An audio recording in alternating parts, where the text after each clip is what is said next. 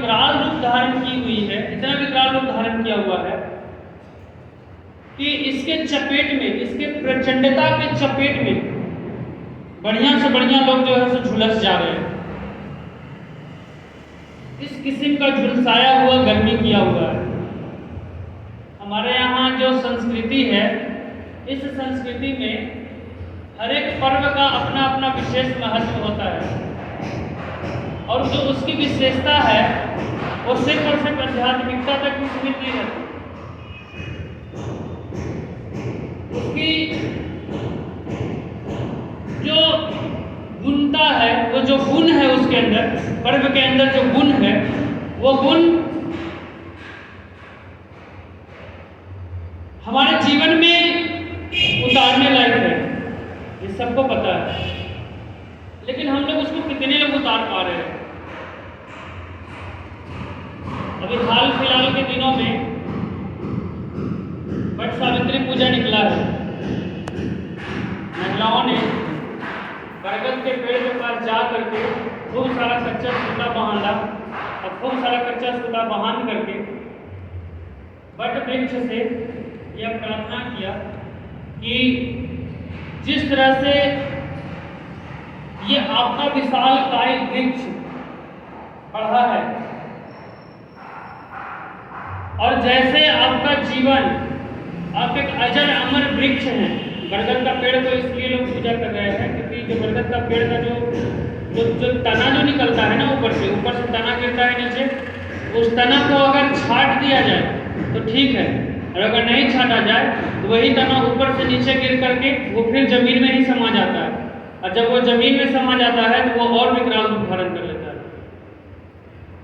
यानी कि उसकी जड़ता जो है वो धीरे धीरे धीरे धीरे धीरे धीरे अंदर की ओर पूरा जमा देता है, और वो एक प्रकार से कह सकते हैं कि जो पुराना उसका वर्जन होता है, पुराना वर्जन जैसे उसका एग्जिस्ट होता है, वैसे उसके अंदर से नया वर्जन निकल करके सामने आ जाता है। जो बरगद का पेड़ होता है उसमें से नए नए तनाएं, नए नए कोपले फूटने लगती हैं, और वो धीरे धीरे आगे बढ़ते जाता है, और धीरे धीरे बढ़ते बढ़ते वो विशाल काय, इसलिए बरगद के वृक्ष को विशाल काय कहते हैं। तो महिलाएं प्रार्थना करती हैं वट वृक्ष के पास जा करके कि जिस प्रकार से आपकी सौंदर्यता आपके जड़ में है, आप आगे बढ़ रहे हैं, उसी प्रकार से हमारा पति का भी जीवन जो है सो आप ही के जैसा विशाल रहे। लेकिन अब बस यहीं तक सीमित रह चुका है, इसके आगे कहाँ निकल रहा है? गांव में जाकर के देखिएगा, गांव से ही कर करके तो शहर बना है। अब शहर में जाकर के आप देखिए, शहर में जाकर के देखिएगा तो वहां पर आपको देखने के लिए मिलेगा कि बरगद का पेड़ धीरे धीरे धीरे धीरे समाप्त होते जा रहा है। बरगद का पेड़ का दर्शन नहीं हो रहा है दर्शन। पूजा करने के लिए हर किसी को वृक्ष चाहिए, लेकिन ग्लोबल वार्मिंग का जो समस्या मंडरा रहा है, उस ग्लोबल वार्मिंग की समस्या को मंडराने के लिए, उससे बचने के लिए, ग्लोबल वार्मिंग से बचने के लिए आज हम लोग पौधा लगाने में असमर्थ हैं। आज भी हमारे गुरुदेव के यहाँ ये प्रचलन आज भी ये चालू है कि गुरुदेव कहते थे कि आपके अपने जन्मदिन के शुभ अवसर पर एक छोटा सा पौधा लगाइए, और उस छोटे से पौधे को आप लोग, एक पौधे को पुत्र के समान पूजा कीजिए, पुत्र के समान उसको रक्षा कीजिए। एक पेड़ जो होता है वो 100 पुत्रों के समान होता है, गुरुदेव ये कहते थे। वाकई में हम तो मर जाएंगे, बाकी हमारे आने वाली जो पीढ़ी दर पीढ़ी जो आगे बढ़ते जाएंगी, वो पीढ़ियां हैं, वो पीढ़ियां उस चीज को याद करके कहेंगे कि नहीं, ये हमारे परबाबा थे, या ये हमारे दादाजी थे, ये हमारे बाबूजी थे जो ये पेड़ को लगाए थे, पौधे के रूप में लगाए थे इस पेड़ को। आज देखिए वही पौधा जो है सो एक विशाल काय रूप धारण कर लिया है, और आने जाने वाले लोगों को ये छाया देने का काम करता है। 14 जून आ रहा है, विश्व पर्यावरण दिवस आ रहा है, 5 जून को विश्व पर्यावरण दिवस आ रहा है। इसके लिए हमारे पास क्या प्लानिंग है? क्या प्लानिंग है? प्लानिंग नील बटा सन्नाटा है। तो अगर इसके लिए हमारे पास प्लानिंग नहीं है तो इसके लिए हम लोगों को प्लानिंग बना लेना चाहिए कि हम किस तरह से पर्यावरण की रक्षा के लिए आगे निकल करके आएंगे और विश्व पर्यावरण दिवस के दिन एक छोटा सा भी पौधा अगर लगा देते हैं तो वो हमारे जीवन के लिए यादगार बन जाता है और हमारे बाद की पीढ़ी के लिए वो जो छोटा सा पौधा है जो कि कल होकर के पेड़ का जो रूप लेगा, वह पौधा हमारे पीढ़ी के लिए ऑक्सीजन प्रदान करने का काम करेगा। अभी भी हम आपको बता देते हैं कि जो घर के बड़े बुजुर्ग होते हैं, जब बड़े बुजुर्ग कुछ नहीं करते हैं और अपने पीछे के जो पीढ़ी होते हैं, पीछे के पीढ़ी के लिए जो धन संपदा जो है उसे एकत्रित नहीं करते हैं, तो आगे की पीढ़ी का जो नया पीढ़ी का जो बच्चा होता है वो अपने पूर्वजों को गरियाता है कि नहीं गरियाता है कि हमारे बाबा थे तो हमारे बाबा हमारे लिए कुछ भी नहीं कर करके गए। ये तो आप संपत्ति की बात कर रहे हैं। हो सके तो कल का जो पीढ़ी होगा, जो हमारे बाद का जो पीढ़ी होगा, वो आपसे ज्यादा इंटेलिजेंट होगा, ज्यादा आपसे उनको दिमाग होगा। ये बात तय है, क्योंकि हम लोगों का उम्र अक्सर अंडा और गुल्ली डंडा खेलने में गुजरा है, लेकिन आजकल का जो बच्चा है वो इतना स्मार्ट हो गया है कि बिना स्मार्टफोन के बिना उसका खाना भी नहीं घुसता है ना। एक्चुअली हम लोगों को क्या था, स्कूल से आए, बैग रखे, बस्ता रखे, अपना घर में निकले, घर से बाहर या डिब्बा से डिब्बा अंडा भर करके रखे हुए हैं घर के छत पर ही लुका करके कोना में कि मम्मी देख लेगी तो फिर पिटाई हो जाएगी, भैया देख लेंगे तो पिटाई हो जाएगा, और अंडा खेलते थे। लेकिन आज का जो पीढ़ी है वो पीढ़ी अंडा के बारे में जानता तक नहीं होगा कि अंडा क्या है। वो उठा करके बोलेगा, जो 5 साल का 4 साल का बच्चा है वो ऐसे कंचा को उठा करके, अंडा को उठा करके बोलेगा पापा ये क्या है, इसको हम जानते ही नहीं। चापाकल के बारे में नहीं जानेगा, लालटेन के बारे में नहीं जानेगा। क्या है ये पीढ़ी एडवांस टेक्नोलॉजी का है। तो यही पीढ़ी अगर कल इस पीढ़ी को, जो हमारे बाद का पीढ़ी है, हमारे बाद की पीढ़ी को अगर पर्यावरण को संतुलित करके नहीं दीजिएगा तो फिर वो भी उस चीज को अच्छे से नहीं बना पाएगा, वो भी उस चीज को बहुत गंदे तरीका से बर्बाद करेगा। क्यों? क्योंकि हम बर्बाद करते आए हैं, तो ऐसा नहीं है कि वो आबाद करेगा, वो भी बर्बाद ही करेगा, यह निश्चित है कि बर्बाद करेगा। कभी कभी यूनिवर्सिटी के रोड के साइड की तरफ जाते हैं तो मनुष्य जो है सो अपने विकास से विकसित दिशा की तरफ आगे बढ़ते हुए इतना ज्यादा संघर्षशील हो चुका है, इतना ज्यादा मतलब कि डेवलप हो चुका है कि वो धीरे धीरे रोड के किनारे से जो वृक्ष लगा हुआ है उस वृक्ष की कटाई करके वो क्या करते रहे हैं कि उसके जगह पर पूरा का पूरा रोड बना दे रहे हैं। जो वृक्ष 15 साल 10 साल में जो बढ़ करके बड़ा हुआ है वह वृक्ष 10 मिनट भी नहीं लगता है, 15 मिनट से 10 मिनट के अंदर में मशीन को लाता है, मशीन से खच से काट देता है, खच करने के बाद फिर उसको चौड़ैयाकरण कर देता है। पर वो ये नहीं समझ पाते हैं कि हमारे बाद का पीढ़ी क्या करेगा। हमारे बाद की पीढ़ी को अगर मान के चलिए कि छाया की जरूरत पड़े तो कहां से आएगा। गांव में सुनते थे कि लोग बहुत दूर दूर तक, जब गर्मी के इस ग्रीष्म की ऋतु में जब दूर दूर तक जब पैदल बढ़ने लग जाते थे तो गांव का एक स्ट्रक्चर होता था कि गांव में एक कुआं होता था और अक्सर कुआं के बगल में एक आम का पेड़ होता था। ये हम गलत बोल रहे थे, ये सही बोल रहे हैं, क्योंकि ग्रामीण जीवन से हमारा उतना मतलब कि वो नहीं रहा। बर का भी पेड़ रहता था लेकिन आम का पेड़ रहता था भी।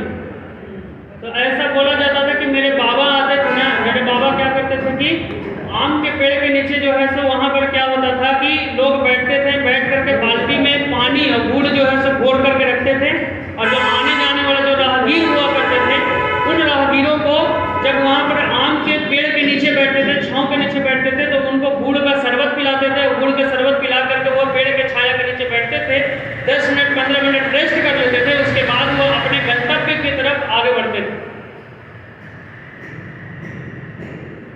लेकिन हम आधुनिकता नहीं बल्कि उत्तर आधुनिकता के आफा-धापी में इतना आगे बढ़ चुके हैं कि आज हम अपने पर्यावरण के साथ खिलवाड़ कर रहे हैं, और पर्यावरण के साथ खिलवाड़ करके हम हर एक सार्वजनिक मंच पर हर जगह से जाकर के विधवा विलाप कर रहे हैं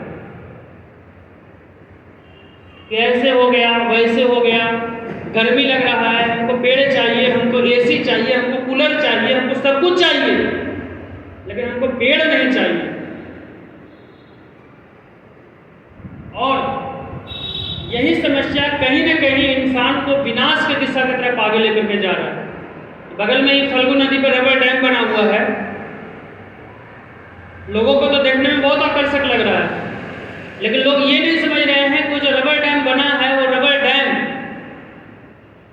बनने के उपरांत वो मानव जीवन के लिए कितना हानिकारक है।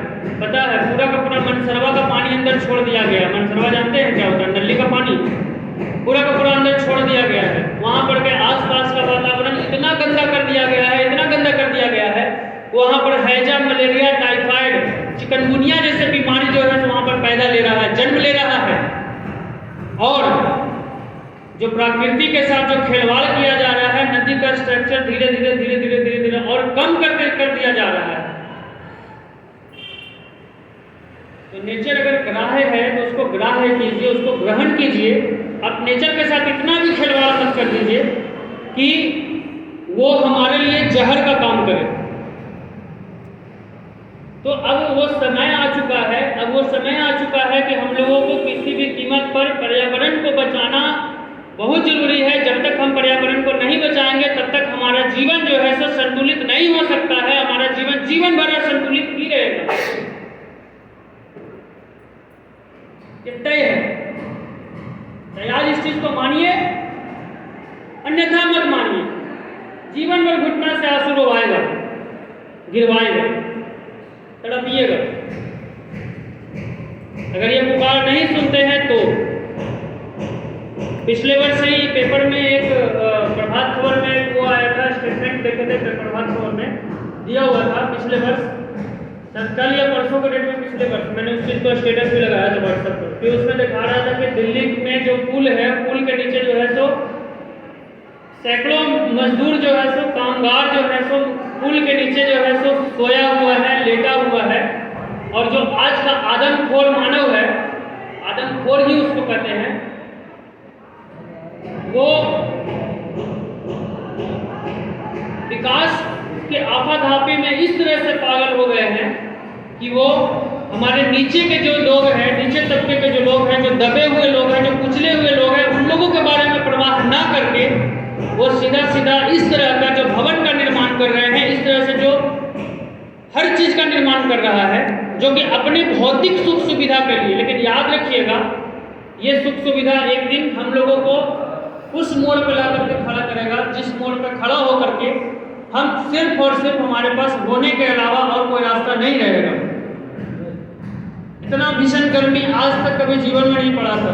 42 डिग्री टेम्परेचर, 43 डिग्री टेम्परेचर। घर से निकल रहे हैं तो मर झोरा पे हम झोरा पीते जा रहे हैं, मर मतलब कि पूरा गमछी लपेटे जा रहे हैं, लेकिन उसके बावजूद भी कोई प्रभाव नहीं पड़ रहा है। इसका रीजन क्या है? इसका रीजन यही है कि 5 जून को जो विश्व पर्यावरण दिवस है, 5 जून तक विश्व पर्यावरण दिवस में नहीं रहना चाहिए, वो बल्कि वो 365 दिन का ये कार्यक्रम चलते रहना चाहिए। जो पेड़ मर रहे हैं वो पेड़ को जीवित करने का कर्तव्य हम सभी को बनता है। और आज इस युवा प्रकोष्ठ के मंच से हम बोल रहे हैं, आप लोग बैठ कर सुन रहे हैं, तो ये संकल्प लेकर के जाइए कि 5 जून के बाद भी अगर 5 जून को आप एक पीपल या बरगद का पेड़ लगा देते हैं, ये संकल्प लेकर के जाइए कि उसकी सेवा करना, उसकी रक्षा करना आप लोगों का परम कर्तव्य बनता है। अब ये उम्मीद में मत रहिएगा कि मगध युवा प्रकोष्ठ या गायत्री परिवार जो है सो आपको एक कप छोटा पौधा ला करके देगा, तब आप जाकर के लगाइएगा, एक गंतव्य स्थान पर जाकर के फोटो खिंचाइएगा, सोशल मीडिया पे डालिएगा। इस फिराक में मत रहिए। हमारे पास संसाधन सीमित है और उस सीमित संसाधन में हमें पर्यावरण की रक्षा करनी है। हम उस सीमित संसाधन में पर्यावरण की रक्षा किस प्रकार से करते हैं इसके लिए आपके पास क्या प्लानिंग है? आप अपने दैनिक दिनचर्या में व्यस्त रहिए, मस्त रहिए, बहुत अच्छी बात है, लेकिन उसमें हम क्या प्लानिंग कर रहे हैं, आगे का क्या सोच करके रखे हैं, क्या मिशन है, क्या विजन है, जब तक उसको क्लियर नहीं करेंगे तब तक हम किसी भी कीमत पर कभी भी पर्यावरण को संरक्षित, सुरक्षित और संयमित नहीं कर सकते। तो आइए आज के यह मंच से संकल्प लीजिए, विश्व पर्यावरण दिवस के दिन से या आज से 1 घंटा बाद से यह संकल्प लीजिए कि पर्यावरण जहाँ पर गिर रहा है, जहाँ पर पेड़ पौधे मर रहे हैं, उस पेड़ पौधे को जीवित करना हम सभी का यह कर्तव्य बनता है। इन्हीं चंद शब्दों के साथ मैं अपनी वाणी को विराम देता हूँ। बहुत बहुत धन्यवाद, बहुत बहुत साधुवाद।